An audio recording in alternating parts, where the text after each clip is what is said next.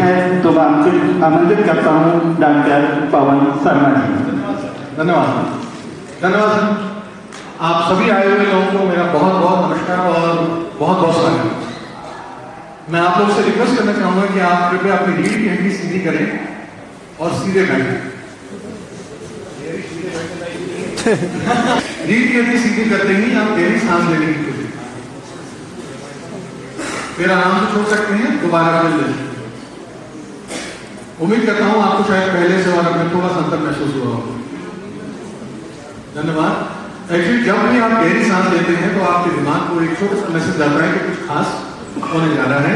और हमारे पंत सर जो हमारे एंकर हैं बहुत बढ़िया काम कर रहे हैं। वो अभी उन्होंने आपको जगाने के लिए छोटा सा यही काम करा था कि आपसे पूछा कि साइकेडेलिक क्या है, इसलिए वो चाह रहे थे कि आप थोड़ा सा एक्टिव हो जाएं। और मेरे पास आपको एक्टिव रखने के लिए कुछ थोड़ा सा ज्यादा अच्छा टूल है। उम्मीद करता हूँ आपको पसंद आएगा और आप ज्यादा एक्टिव भी होंगे। माफ कीजिएगा, तकनीकी जवाब दीजिएगा। कितने लोग ऐसे हैं जो इस शब्द को पढ़ के अपने आप को सहज महसूस कर रहे हैं?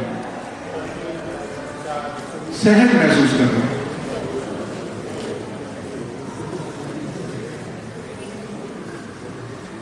धन्यवाद। जिन लोगों ने हाथ नहीं उठाया है यानी वो हमारे समाज में एक कमजोर कड़ी बनेंगे।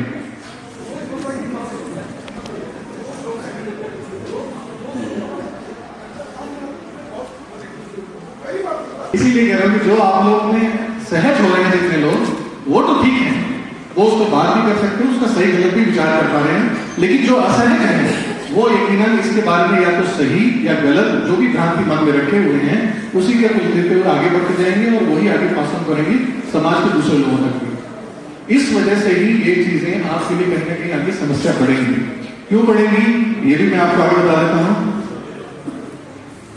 आपको जितने भी लोग जानते हैं, आपको देखा होगा, ये आपके लिए कुछ नई बात नहीं है। निर्भया केस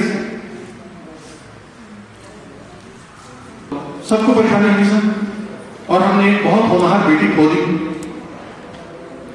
जरा सोचने वाली बात यह और है सर कि हमने उसके साथ में 4 जिंदगियां और खोई उन लड़कों की। तो कुल मिला के हमारे देश की कितनी जान का नुकसान हुआ सर? 5 जान। लेकिन हम बात करते हैं किसकी? 1 जान की। कभी हमने ये जानना चाहा कि वो 4 जानें जो चली गई हैं ऐसी हमारी तरफ से क्या कमी रही जिसकी वजह से वो 4 जाने गई? शायद हम अगर अपना काम ठीक से कर रहे होते तो वो 5 जिंदगियां बच सकती थी। और ऐसा नहीं हुआ है कि इस घटना के बाद दोबारा कभी ऐसी घटनाएं नहीं रही, होती रह रही है, रोज हो रही है, हर वक्त हो रही है, हर समय हो रही है। इस वजह से हो रही है क्योंकि आज भी हम अपनी पुरानी चीजों को सबक नहीं ले पा रहे हैं। और ये याद रखिएगा, ये प्रिंसिपल ऑफ यूनिवर्स है कि जब भी आप किसी एक घटना से लेसन नहीं ले पाते हैं तो वो हमारे जीवन में बार बार दोहराई जाती है। इस वजह से हम आए दिन कोई ना कोई नई फिर से वही घटना का सामना करते हैं जो हमें शर्मिंदा करती है और मानव होते हुए भी हमें शर्मसार करती है कि हम आगे दुनिया को नहीं बढ़ा पा रहे। किसी एक के करने का मतलब नहीं है, वो हम में से ही एक है, वो हम में परिवार में से ही एक है।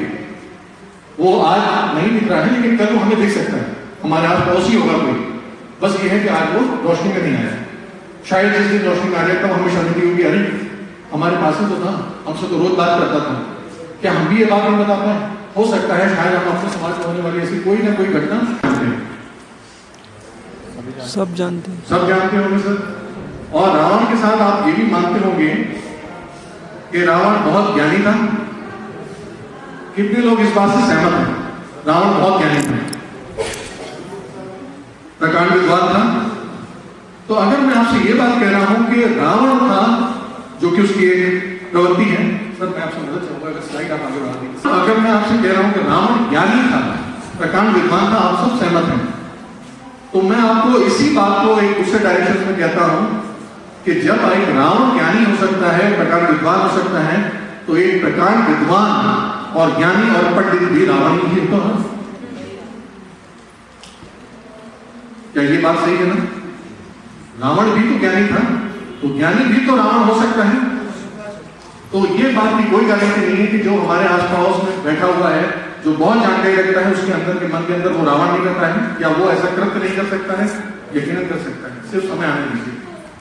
और मैं आप लोगों का बहुत शुक्रिया हूं जो हमारे यहाँ पे कानून की रखवाली करते हैं। अगर सिर्फ 24 घंटे के लिए हमारे देश में से कानून या दुनिया में से कानून हटा दिया जाए आप कल्पना भी नहीं कर सकते हैं मानो क्या हद पे जा सकता है क्राइम, सिर्फ 24 घंटे। ये सिर्फ हमारे कानून के संरक्षक हैं जो हमें उस नियम पे लेके चलते हैं। और दूसरा होता है हमारे पास समाज का डर, कौन क्या कहेगा, क्या कहेगा। सिर्फ इस वजह से हम सही ट्रैक पे चल रहे हैं और अपने आप को एक संस्कार दे करके एक सामाजिक अच्छे रूप में दे रहे हैं। एग्रीकल्चर से हम आते हैं सोशल और अपने आप को सिविलाइज दिखा, लेकिन अंदर से हम क्या है ये हम सब जानते हैं, बस मौका मिलने के लिए। सिर्फ कोशिश आपसे यही कहना चाह रहे हैं कि जब आप ये बात कभी समझते हैं या किसी को भी देख रहे हैं अपने आसपास, अगर कोई अच्छा है तो वो पेंडुलम की तरह उतना ही बुरा भी हो सकता है, और अगर कोई उतना बुरा है तो यकीनन वो उतना अच्छा भी हो सकता है। सिर्फ हम उसको सही दिशा में आगे घुमाने के लिए और आपको पहचानने की जरूरत है। मैं आपके साथ अभी आने वाले समय में कुछ ऐसी चीजें भी शेयर करूंगा जो शायद आपको मदद करेंगी ये बात बताने में। एक ही व्यक्ति के अंदर जो दो हम आपसे प्रकृति की बात कर रहे हैं वो रावण भी हो सकता है और नहीं भी। तो बता दो कि जो भी कोई क्रिमिनल होता है आपके पास जो क्राइम कर रहा होता है, उसकी दो तरह के क्राइम के आसार होते हैं, आप उनको दो वर्गों में बांट सकते हैं। एक कहलाता है सैडिस्ट क्रिमिनल पर्सनालिटी। सैडिस्ट वो होते हैं जिनको आप कहते हैं पर पीड़क करें, यानी वो दूसरों को पेन करके परेशान करके अपने आप में खुशी महसूस करता है, जैसे कि आतंकवादी, टेररिस्ट या रेपिस्ट या मर्डर।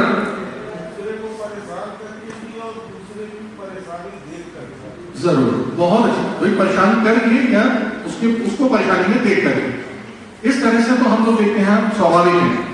और जो दूसरी प्रवृत्ति के हैं सर, वो कहते हैं मैसोचिस्ट। मैसोचिस्ट वो होते हैं जो खुद को पेन दे करके दूसरे को परेशान करते हैं।